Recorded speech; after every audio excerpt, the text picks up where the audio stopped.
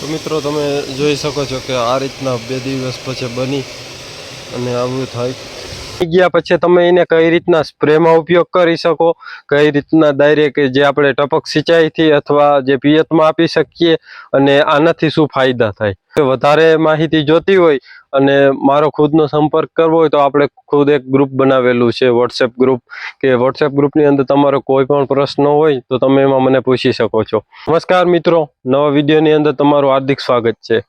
મિત્રો ખાસ કરીને આજે આપણે વાત કરવાના કે જે ટ્રાઇકો ડીકેસી કે જે ડૉક્ટર કિશન ચંદ્રાએ બનાવ્યું એને આપણે કઈ રીતના આપણે વધારે બનાવવું હોય તો કઈ રીતના બનાવવાનું કે જે આપણે મધલ કલ્ચરમાંથી।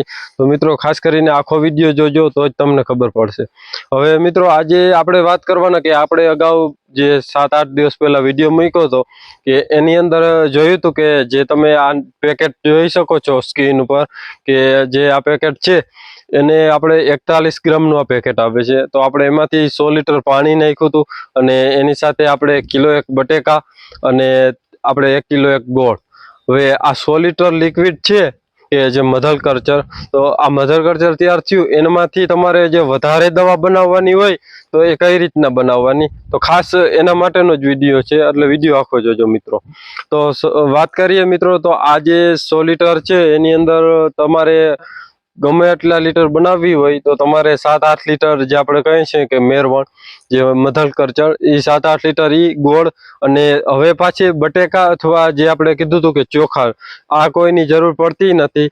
આ 6 મહિને જ તમારે એકવાર આનો જે બટેકા અથવા ચોખા હોય એને નાખવાના કે જેથી કરી અને બેક્ટેરિયા છે પાછા એક્ટિવ થઈ જાય અને વધારે સંખ્યામાં મલ્ટીપ્લાયર થઈ જાય કે જે આ ખોરાક પૂરો પાડે જે તમે દો। તો મિત્રો જો વિડીયો કે આ કઈ રીતના અમે 2000 લીટર જે આપણે છે ટ્રાઇકોડરમાં બેક્ટેરિયા કઈ રીતના બનાવવાના તો વિડીયોમાં જોવો તમે। તો મિત્રો આ તમે જોઈ શકો છો કે જે આપણે મધલ કલ્ચર કે જે 41 ગ્રામની પડીકીમાંથી જે 100 લીટર આપણે તૈયાર કર્યું હતું એ છે।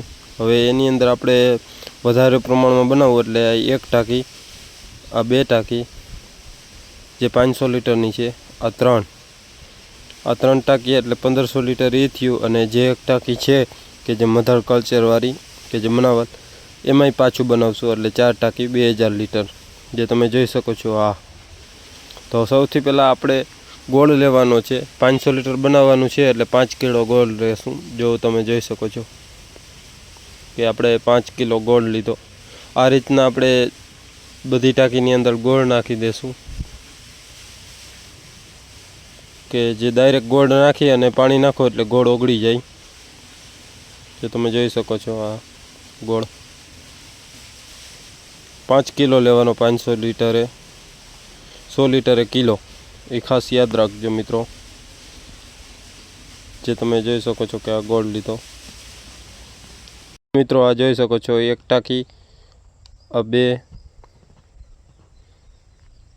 અને આ 3 ટાંકી કે જે આપણે 3 ટાંકીની અંદર ગોળ નાખ્યો છે। ઓમાં લાસ્ટમાં નાખશું એ પણ આગળ તમને બતાવું કે છેલ્લે ઓમાં નાખી દેશું ગોળ।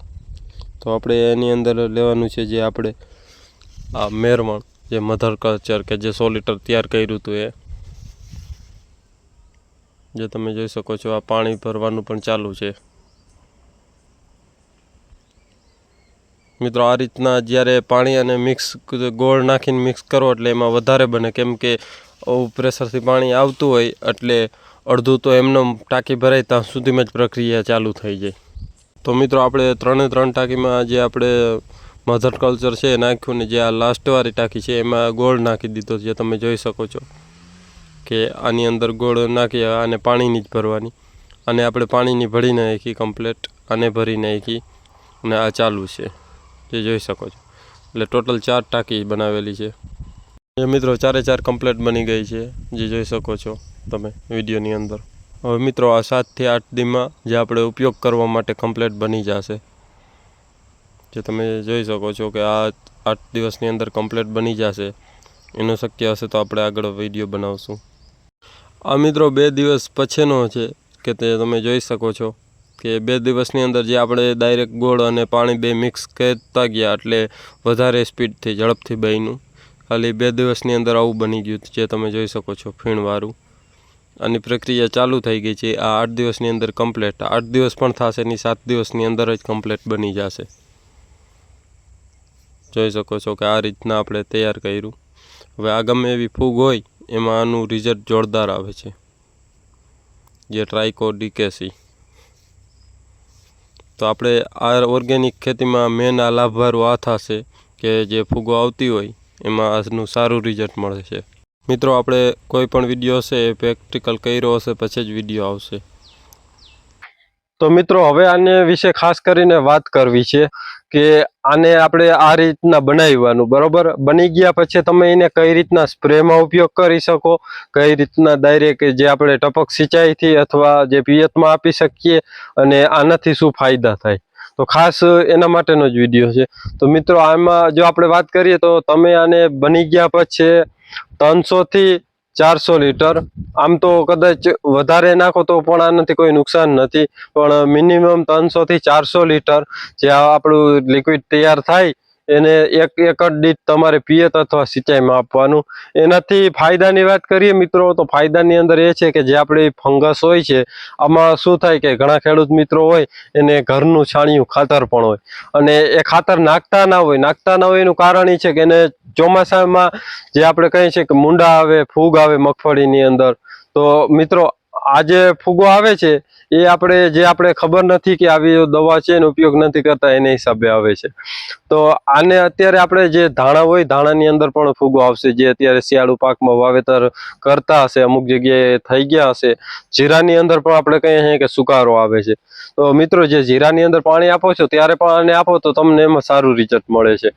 જે કોઈ પણ સુકારો કે જે ફંગસ કે આવતી હોય એમાં આનો ઉપયોગ કરો એટલે એમાં સારું રિઝલ્ટ મળે. હવે આનો ઉપયોગ કઈ રીતના કરવાનો, કે જે આગળ કીધું કે 300 થી 400 જે લીટર એને તમારે એક એકર દીઠ પિયત અથવા જે આપણે ક્યારા કર્યા હોય તો ક્યારાની અંદર, અને જે આપણે સિંચાઈ એની અંદર આને ઉપયોગ કરવાનો. અને જે આપણે છંટકાવની અંદર કહીએ તો છંટકાવની અંદર તમારે 100 લીટર જે આપણો લિક્વિડ છે કે એ લિક્વિડ લેવાનું, અને ત્યારબાદ તમારે પાણી નહીં નાખવાનું. પ્યોર 100 લીટર લિક્વિડ હોય છે કે 100 લીટર લિક્વિડ આ તમારે એક એકર દીઠ સ્પ્રે કરવાનો. 100 લીટર એટલે મારા અંદાજ પ્રમાણે 15 લીટરનો પંપ હોય તો કંઈક 6-6.5 જેવા પંપ થાય. પંપ કદાચ 1-2 લીટરનો નાના હોય તો અલગ વાત છે, પણ 6 પંપ તો કમ્પ્લીટ થાય. તો મિત્રો, આ રીતના તમે સ્પ્રે કરો તો તમને એમાં પણ સારું રિઝલ્ટ મળે છે. અને જે આપણે ડૉક્ટર કિસાન ચંદ્રાનો ખૂબ ખૂબ આભાર માનીએ કે જે આપણે આવું સારી પ્રોડક્ટ આપી. અને મિત્રો, આની સાથે કહીએ કે જે આપણે દવાની અંદર જે પટ મારવો હોય તો આનો ઉપયોગ કરો તો એમાં તમને બેસ્ટ રિઝલ્ટ મળશે. તો આને પટ કઈ રીતના મારવાનો, તો મિત્રો, જે તમારે આ લિક્વિડ છે એની અંદર બી બોળી દેવાના, બી બોળ્યા પછી બીને કાઢી લેવાના, અને જે આપણે કપડું અથવા કોઈ પણ તાડપત્રી પાલ જે હોય એની ઉપર છાંયે સૂકવી દેવાનું. ખાસ એ ધ્યાન રાખવાનું કે જે આપણે પટ માર્યા છે અને જે આપણા દાણા છે, જે બીજ, એ છાંયે સુકવવાના કે જેથી કરી અને તડકો ના આવે, એટલે એ ખાસ ધ્યાન રાખજો. આપણે કહીએ છીએ કે જે તમે સ્ક્રીન પર જોઈ શકો છો 41 ગ્રામની પડીકી આવે એ કઈ રીતના બનાવવાની, એનો આપણે અગાઉ એક વિડીયો મૂક્યો છે, આ ભાગ બીજો. એટલે મિત્રો, આનાથી સારું રિઝલ્ટ પણ આવે છે અને સારું ઉત્પાદન પણ થશે.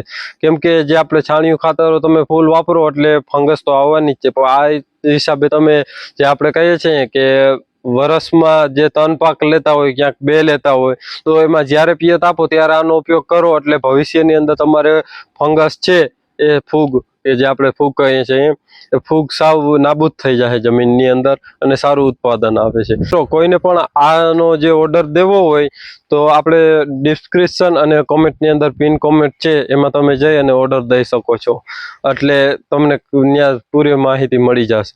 અને મિત્રો, કોઈને પણ આપણું જે વધારે માહિતી જોતી હોય અને મારો ખુદનો સંપર્ક કરવો હોય તો આપણે ખુદ એક ગ્રુપ બનાવેલું છે, વોટ્સએપ ગ્રુપ, કે વોટ્સએપ ગ્રુપની અંદર તમારો કોઈ પણ પ્રશ્ન હોય તો તમે એમાં મને પૂછી શકો છો. એટલે જેમ બને એમ વોટ્સએપમાં જોઈન્ટ થઈ જાઓ. જે આપણે ડિસ્ક્રિપ્શન અને કોમેન્ટની અંદર પિન કોમેન્ટ છે એની પણ લિંક એમાં જ છે, એટલે એમાં તમે જોઈન્ટ થઈ જાઓ વોટ્સએપની અંદર, કે જેથી કરીને તમારો કોઈ મૂંઝવતો પ્રશ્ન હોય તો એનું અચૂક નિવારણ આવે. તો મિત્રો, ખાસ એના માટેનો જ વિડીયો હતો, અને આ વિડીયો તમને ગમ્યો હોય તો વિડીયોને લાઈક કરજો, ચેનલમાં ન હો તો ચેનલ સબસ્ક્રાઈબ કરજો. ધન્યવાદ. જય ગૌ માતા.